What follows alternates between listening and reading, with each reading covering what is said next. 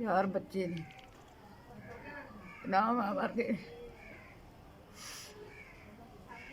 ਨਾ ਵਰਗੇ ਬਤਨੇ ਕੋਈ ਨਹੀਂ।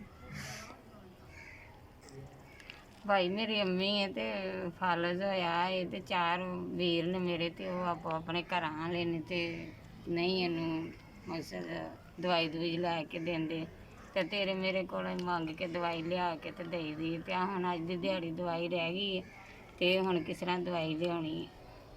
ਭਾਈ ਇਹਨਾਂ ਦੇ ਪੈਂਪਰ ਵੀ ਮੁੱਕੇ ਨੇ ਤੇ ਦਵਾਈ ਵੀ ਲਿਆਈ ਦੀ ਹੈ ਤੇ ਸ਼ਿਵਪੁਰੇ ਜਾ ਕੇ ਦਵਾਈ ਲਿਆਉਣੀ ਹੈ ਤੇ ਦਵਾਈ ਵੀ ਮੁੱਕ ਗਈ ਹੈ।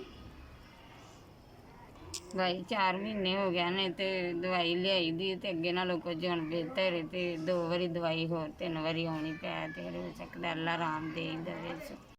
4000 ਰੁਪਈਆ ਆਇਆ ਜਿੱਥੋਂ ਵੀ ਆਇਆ ਅੱਲਾ ਮੀਆਂ ਉਹਨਾਂ ਨੂੰ ਜ਼ਿੰਦਗੀ ਦੇ ਤੰਦਰੁਸਤੀ ਦੇ ਸਾਡੇ ਇਲਾਜ ਵਾਸਤੇ ਅੰਮੀ ਦੇ ਇਲਾਜ ਵਾਸਤੇ ਉਹਨਾਂ ਭੇਜਿਆ ਅੱਲਾ ਉਹਨਾਂ ਨੂੰ ਚੋਖਾ ਦੇਵੇ ਨਾ ਦਾਬ ਕੀ ਕੋ ਦਾ ਕਿਤੇ ਪੂਮਾ ਹਾਂ ਅੱਲਾ ਨੂੰ ਬਾਰੀਆਂ ਬਚਾਵੇ ਪੈਸੇ ਦਿੱਤੇ। ਭਾਈ ਜਿੱਥੋਂ ਵੀ ਮਦਦ ਆਈ ਜਿੰਨੇ ਵੀ ਸਾਨੂੰ ਭੇਜੀ ਅੱਲਾ ਮੀਆਂ ਚੋਖਾ ਦੇਣ ਅੱਲਾ ਬਾਦ ਕਰੇ ਨੇ ਅੱਲਾ ਖੁਸ਼ਹਾਲ ਰੱਖੇ ਨੇ ਉਹਦੇ ਬੱਚਿਆਂ ਨੂੰ ਤੰਦਰੁਸਤੀ ਦੇਵੇ ਜ਼ਿੰਦਗੀ ਦੇ ਅੱਲਾ ਨੂੰ ਚੋਖਾ ਦੇਵੇ।